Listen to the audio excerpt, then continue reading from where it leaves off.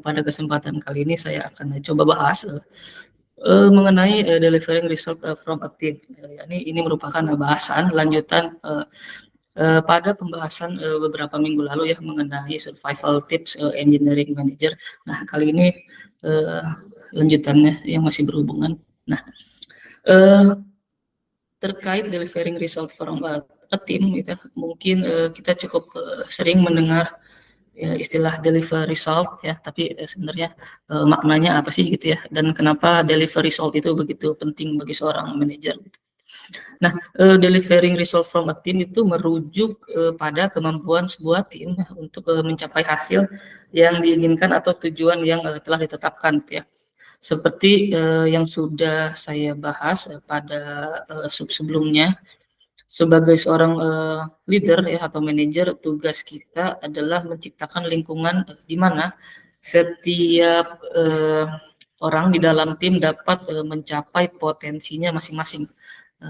Kita ambil contoh sederhananya, misalnya dari 10 orang yang ada di dalam tim, sangat kecil kemungkinannya dari 10 orang tersebut semuanya memiliki kinerja yang sangat memuaskan gitu ya. Pasti tentu ada 3 atau sampai 4 bahkan ya di antaranya yang masih belum memenuhi apa yang kita inginkan gitu ya, perlu kita bina, perlu kita bimbing. Itulah yang akan coba kita bahas di sini, bagaimana cara menyeimbangkan sebuah tim menjadi produktif sehingga bisa memberikan hasil yang kita inginkan. Nah, masuk ke poin yang pertama, itu ada avoiding over commitment. Artinya adalah menghindari komitmen yang berlebihan. Komitmen berlebihan seperti apa? Nah, bagaimana caranya kita berusaha untuk tidak menjanjikan atau melibatkan diri dalam lebih banyak tugas atau tanggung jawab daripada yang dapat diatasi dengan efektif gitu ya. Nah, ini melibatkan kesadaran terhadap manage waktu kita, kemudian energi, lalu kapasitas individu atau tim itu sendiri. Nah, bahkan ini disebutkan pada poin pertama oleh Frank Ken ya, dari seorang manajer senior di perusahaan Amazon mengatakan, the quickest way to fail is to sign up for more work than your team can handle.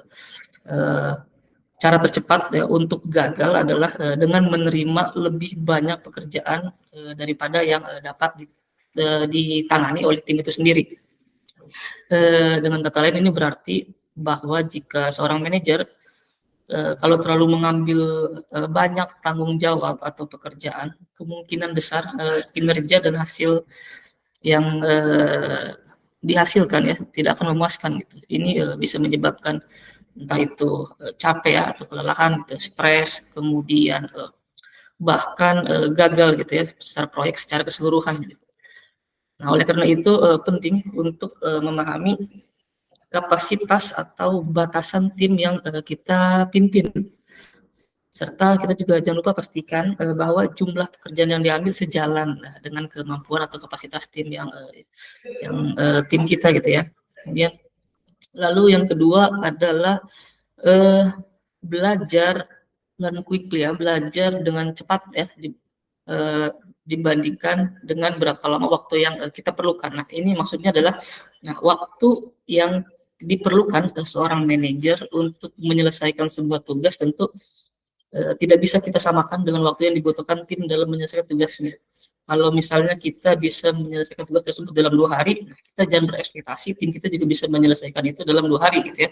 Kita harus melihat juga gitu ya, level tim kita tuh sampai mana, kapasitasnya juga sampai mana. Jadi alangkah baiknya diskusikan terlebih dahulu pada individu sekiranya tugas yang didelegasikan bisa selesai berapa hari atau berapa lama gitu ya.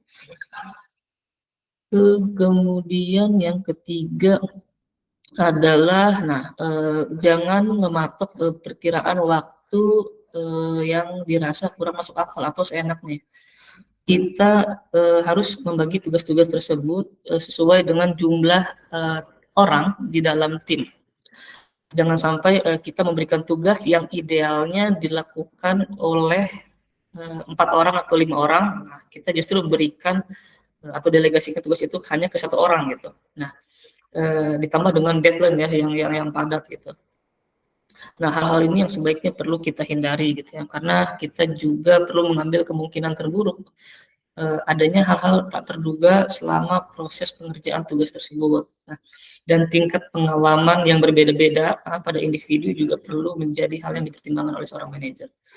Ya, lalu lanjut kemudian adalah taktik ya, how things get done gitu ya. Taktik bagaimana segala sesuatunya bisa kita selesaikan. Nah, kita harus buat estimasi realistis untuk bisa menyelesaikan tugas tersebut. Nah, yaitu dengan pertama membagi suatu proyek menjadi tugas-tugas individu yang tingkatannya lebih rendah. Nah, jika proyek yang kita terima memiliki skop atau cakupan yang luas, nah maka kita perlu membuat strategi untuk membagi proyek tersebut menjadi beberapa tugas yang lebih kecil ya, sesuai dengan jumlah tim yang dimiliki. Contohnya saya ambil dari case QA gitu ya. Jika misalnya ada project membuat automation pada fitur baru dan project itu harus selesai dalam waktu 2 minggu gitu ya. Nah, maka sebaiknya jangan serahkan tugas tersebut kepada tim automation atau orang automation saja gitu ya, tapi kita juga harus libatkan tim manual ya untuk mengerjakan test case di minggu pertama misalnya untuk menyiapkan skenario test case pada fitur yang akan diotomatisasi. Nah, yang nantinya hal tersebut akan memudahkan tim automation dalam menyelesaikan proyek tersebut di minggu kedua ya. Nah, lalu yang kedua adalah memahami ketersediaan dan efisiensi orang-orang yang dianggap paling cocok untuk melakukan tugas tersebut. Nah, perlunya mempertimbangkan tugas yang didelegasikan kepada orang yang tepat.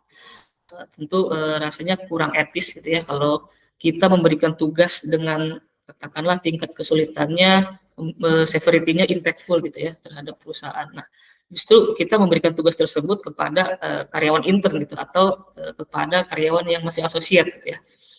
Nah, udah gitu di deadline pula gitu pekerjaannya, tentu mereka akan hasilnya pun tidak akan sesuai ekspektasi.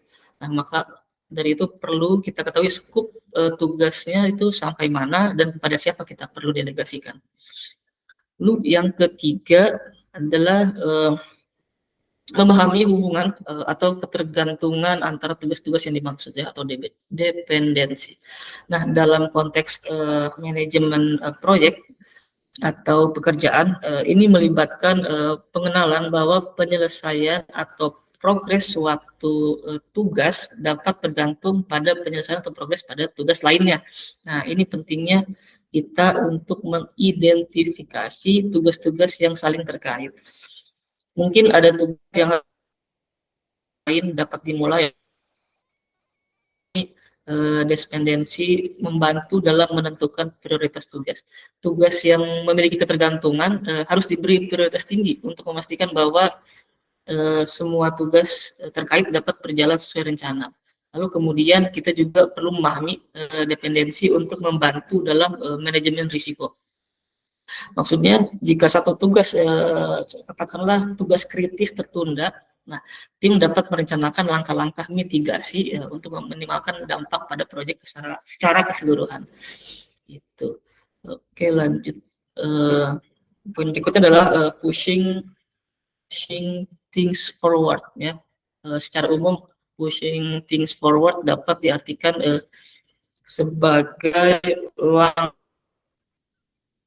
untuk mendorong suatu kemajuan atau pencapaian tujuan.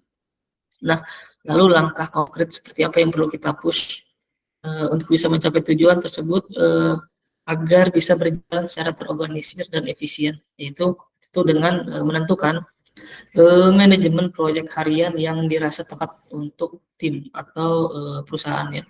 Seperti contohnya ada Kanban, kemudian ada Scrum, atau juga bisa juga dengan waterfall gitu ya. Nah, Scrum dan Kanban cenderung lebih fleksibel dan cocok untuk proyek-proyek di mana perubahan mungkin sering terjadi.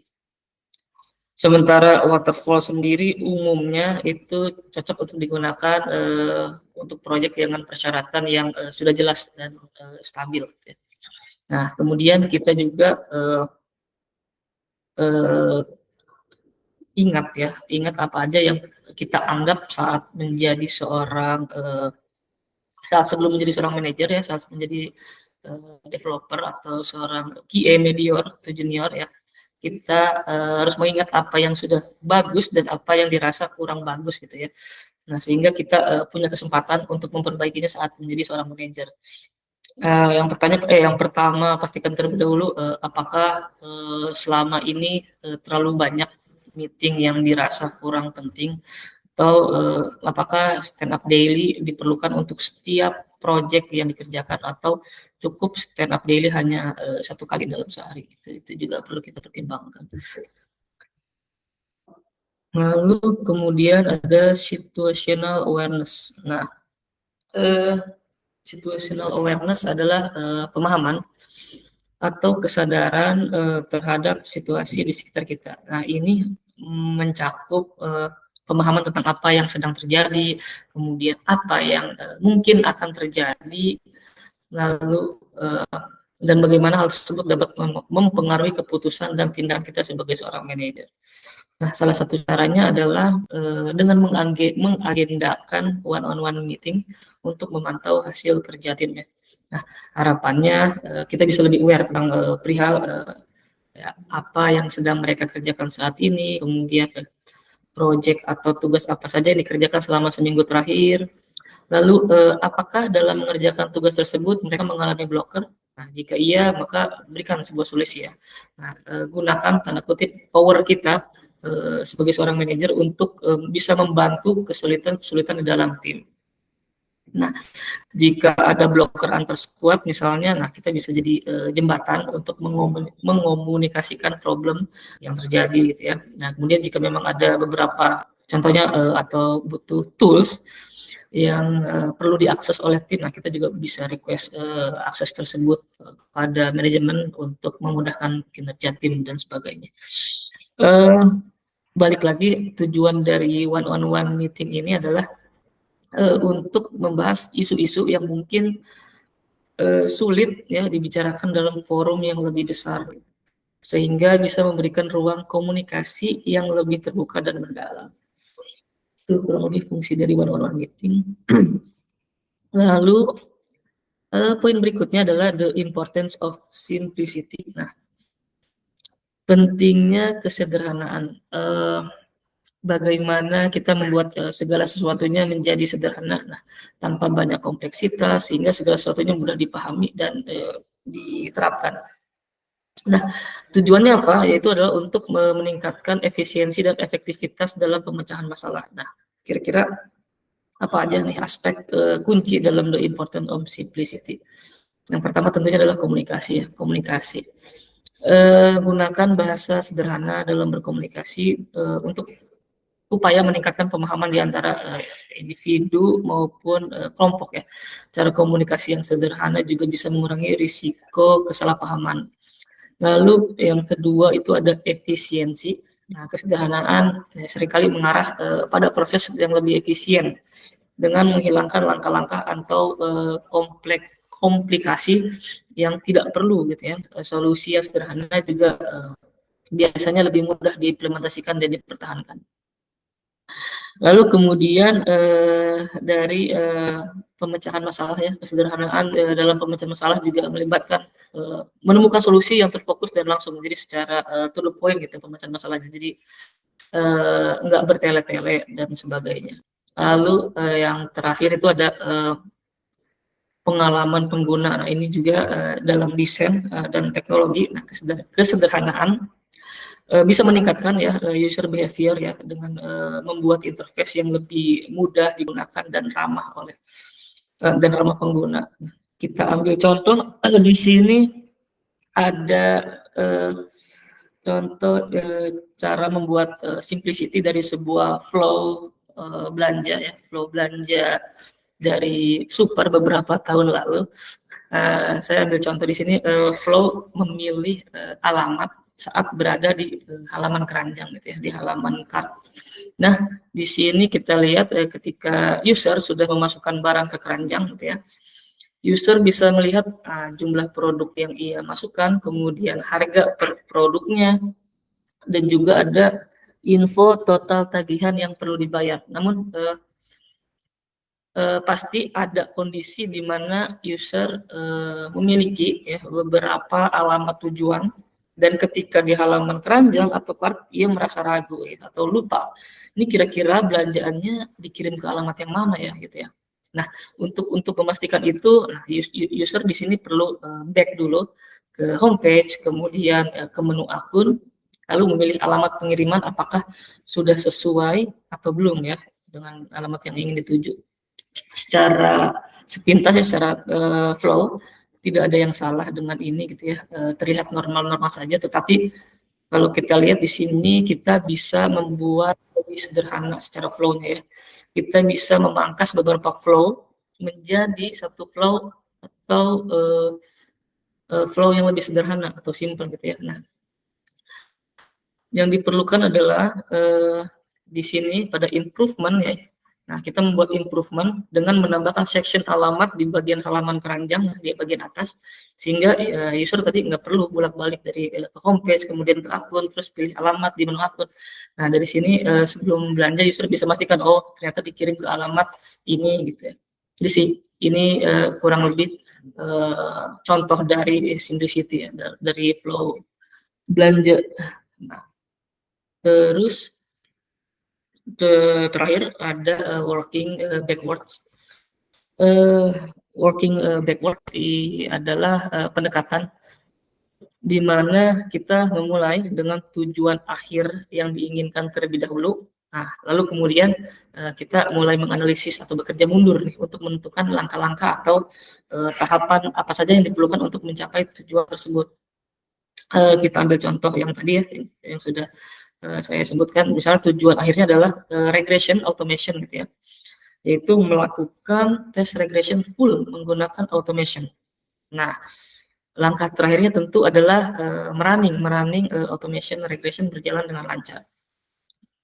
Nah, working backwards-nya adalah dengan memikirkan apa yang diperlukan, langkah-langkah apa yang diperlukan sebelumnya, ya, seperti menyiapkan test case di setiap fitur yang akan diregression, kemudian mengubah test case itu menjadi format Gherkin language gitu ya, untuk bisa memudahkan mesin atau alat untuk membaca skenario yang dibuat, lalu menyiapkan script ya automation untuk setiap test case yang dibuat oleh tim manual. Nah, dengan cara ini kita bisa memastikan bahwa setiap langkah yang diambil mendukung pencapaian tujuan akhir gitu ya. Nah, kurang lebih seperti itu.